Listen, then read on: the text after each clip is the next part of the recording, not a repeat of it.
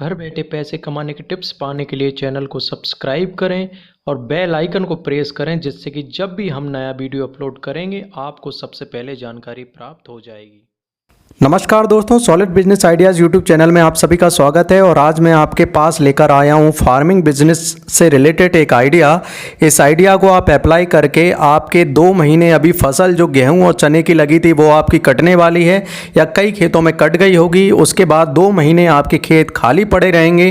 तो कुछ ऐसी फसल लगाएं जिस फसल से आपको 2 महीने में आ भी जाए और उसके बाद आप सोयाबीन या फिर मक्का जो भी लगाएंगे वो भी आसानी के साथ लगा दें। तो ऐसी एक फसल के बारे में मैं बताने वाला हूं जो कि ग्रीष्मकालीन फसल है और इस ग्रीष्मकालीन फसल का नाम है मूंग।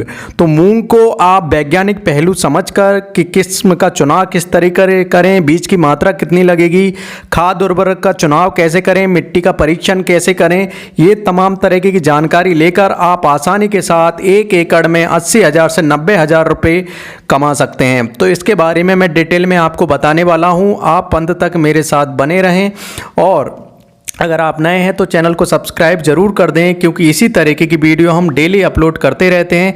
चलिए फिर ज़्यादा समय ना लेते हुए हम स्टार्ट करते हैं। तो पहले हम स्टार्ट कर देते हैं दोस्तों कि आप इस फसल को तभी लगाएं जब आपके खेत में सिंचाई की व्यवस्था हो। अगर सिंचाई की व्यवस्था ना हो तो आप इस फसल का उपयोग ना करें और ना लगाएं आपके खेतों में। और सबसे अच्छी बात यह है कि इस फसल कम लागत में होती है और बहुत अधिक कमाई देती है। तो आप इस फसल को अच्छे तरीके से लगा सकते हैं। अब बात कर लेते हैं कि बुवाई का समय क्या होता है। वैसे तो बुवाई का समय आप अप्रैल के प्रथम सप्ताह को मान सकते हैं।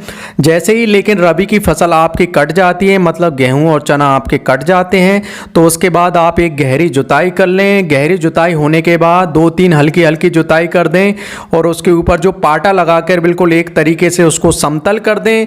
और उसके बाद पानी लगाने के बाद हल्की नमी में एक जुताई के बाद आप फसल लगा सकते हैं। अगर इसकी प्रजातियों की बात करें तो मूंग की प्रजातियां अलग अलग तरीके की हैं। जैसे कि पीडीएम है, पीडीएम 139 है, जो कि 10 से 11 कुंटल प्रति हेक्टर देती है। देखिए, हेक्टर को एकड़ में और एकड़ को बीघा में कन्वर्ट आप आसानी के साथ कर सकते हैं। ये मापन हर जगह अलग अलग होता है, लेकिन अगर आप सामान्य तौर पर देखें तो 1 हेक्टर में लगभग 4.5 से 5 बीघा होता है। और इसी तरीके से 1 एकड़ में लगभग 2 या 2.5 बीघा कुछ माना जाता है। मैं फिर से बता रहा हूं कि ये जो मापन की परिवर्तन वाली इकाई हैं ये हर जगह अलग अलग हैं। पूरे भारत में अलग अलग तरीके से मापी जाती हैं। तो आप आपके जो कृषि अनुसंधान केंद्र आपके ज़िले में हो, आप वहां से जानकारी ले सकते हैं। हम लौटते हैं हमारी प्रजाति जिनके बारे में हम बात कर रहे थे। पीडीएम 139 है जो कि 10 से 11 कुंटल प्रति हेक्टर की उपज देती है। पीडीएम 54 ये भी 11 से 12 कुंटल प्रति हेक्टर की उपज देती है। नरेंद्र मूंग है 1 जो कि 14 से 15 कुंटल प्रति हेक्टर की उपज देती है। HUM है 2 और 16 जो कि 10 से 12 कुंटल प्रति हेक्टर देती है। मतलब आप इस मूंग की फसल को 10 कुंटल प्रति हेक्टर आसानी के साथ उपज ले सकते हैं। अब आगे बढ़ लेते हैं। बुवाई से पहले आपको क्या करना है। देखिए दोस्तों, बुवाई से पहले आप जो बीज लाए हैं उस बीज को मात्रा अगर प्रति हेक्टर हम बात करें तो 25 से 30 kg प्रति हेक्टर आपको ये डलेगा। और इसको डालने से पहले, बीज को बोने से पहले आपको इसको शोधित भी करना पड़ेगा, साथ में ही बीज उपचारित भी करना चाहिए। बीज उपचारण और शोधित आप आपके पास के अनुसंधान केंद्र से जानकारी ले सकते हैं, या फिर जो सफल किसान हैं जो अभी तक बुवाई कर रहे हैं और जो अच्छा उत्पादन ले रहे हैं, आप उनसे जानकारी भी ले सकते हैं। मैं आपको थोड़ी सी जानकारी दे देता हूं कि आप इसका उपचारण 2 ग्राम बीटाविक्स पाउडर या फिर बिवस्टीन से कर सकते हैं, या कार्बेंडाजिम 2 ग्राम कर सकते हैं। राइबोजियम कल्चर से उपचारित भी कर सकते हैं। राइबोजियम कल्चर क्यों महत्वपूर्ण है, क्योंकि नाइट्रोजन स्थिरीकरण आसान होता है और नाइट्रोजन हमारे पौधों के लिए, विकास के लिए बहुत इंपॉर्टेंट होता है। तो जब आप राइबोजियम का 200 ग्राम प्रति 10 kg बीज 10 केजी आप बीज को 200 ग्राम के राइजोबियम से जब आप उपचारित करते हैं तो इससे क्या होगा कि आपके जो पौधे रहेंगे उनका विकास बहुत अच्छे से हो जाएगा। अब बात कर लेते हैं दोस्तों कि उर्वरक का उपयोग किस तरीके से करें। तो ये उर्वरक का उपयोग आपको आपके मृदा परीक्षण के हिसाब से करना है, क्योंकि उर्वरक आपकी जो मिट्टी है उसमें ज़रूरी पोषक तत्वों की मात्रा बढ़ा देते हैं। तो अगर आपकी मिट्टी पूरी तरह से पोषक तत्व हैं आपकी मिट्टी में तो आपको उर्वरक डालने की ज़रूरत नहीं है। फिर भी आप एक बार मृदा का परीक्षण कराएं और उसके बाद नाइट्रोजन है, फास्फोरस है और भी कई जिप्सम है, डीएपी है, ये तमाम तरीके के जो उर्वरक हैं इनका उपयोग कर सकते हैं, लेकिन इंस्ट्रक्शन लेने के बाद ही करें, क्योंकि इससे आपकी मिट्टी की लाइफ भी खराब होती है। अब बात कर लेते हैं कि बुवाई की विधि। बुवाई की अगर विधि की बात करें तो आप देसी हल से भी कर सकते हैं, जो कि आपको 4 से 5 सेंटीमीटर गहराई से ज़्यादा गहरा नाल नहीं देना है, नहीं तो आपके बीज नहीं उगेंगे। आप इनको कूड़ों में दे सकते हैं। दूसरा, अगर बुवाई की विधि की बात करें तो आप सीड ड्रिल से भी दे सकते हैं, जो कि ट्रैक्टर के द्वारा आप सीड ड्रिल की हेल्प से आप लगा सकते हैं। और आप एक जो रो है और दूसरी रो है, मतलब एक पंक्ति से दूसरी पंक्ति की जो दूरी है वो 25 से 30 सेंटीमीटर या फिर इससे थोड़ी सी ज़्यादा रख सकते हैं। दोस्तों, अब बात कर लेते हैं खरपतवार। अगर आपको पहले से ही पता होगा कि आपके खेत में खरपतवार होते हैं कि नहीं होते, अगर कम होते हैं तो आप बुवाई के समय या फिर 24 घंटों में अगर होता है या फिर थोड़े से कम होते हैं तो आप पेंडिमेथिलीन का 3.3 लीटर प्रति हेक्टर पर 1000 लीटर, मतलब 1000 लीटर के पानी में 3.3 लीटर पेंडिमेथिलीन मिला दें और उसको 1 हेक्टर में छिड़काव कर दें।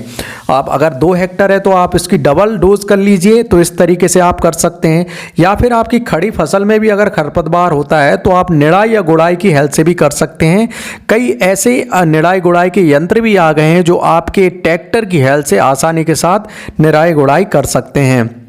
अब बात कर लेते हैं सिंचाई। इस फसल में सिंचाई का बहुत ज़्यादा महत्व है, क्योंकि अगर आपके खेतों में सिंचाई की व्यवस्था नहीं है तो आप इस जो जायद मूंग है इसकी फसल को ना लगाएं।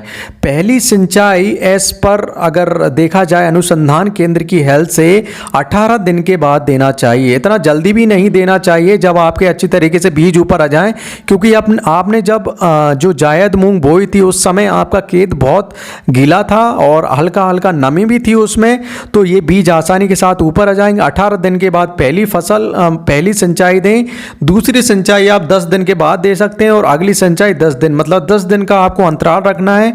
और 3 सिंचाई भी पर्याप्त होंगी, लेकिन अगर और सिंचाई भी आपको ज़रूरत है तो आप कौन सा उपज या कौन सी आपकी प्रजाति यूज़ कर रहे हैं ये उस पर भी निर्भर करता है। अब बात कर लेते हैं कि इसको मिट्टी कौन सी महत्वपूर्ण होगी। वैसे तो सभी मिट्टी में ये आसानी के साथ उग आती है और अच्छा उपज देती है, उत्पादन देती है, लेकिन दोमट मिट्टी इसके लिए बहुत महत्वपूर्ण होती है।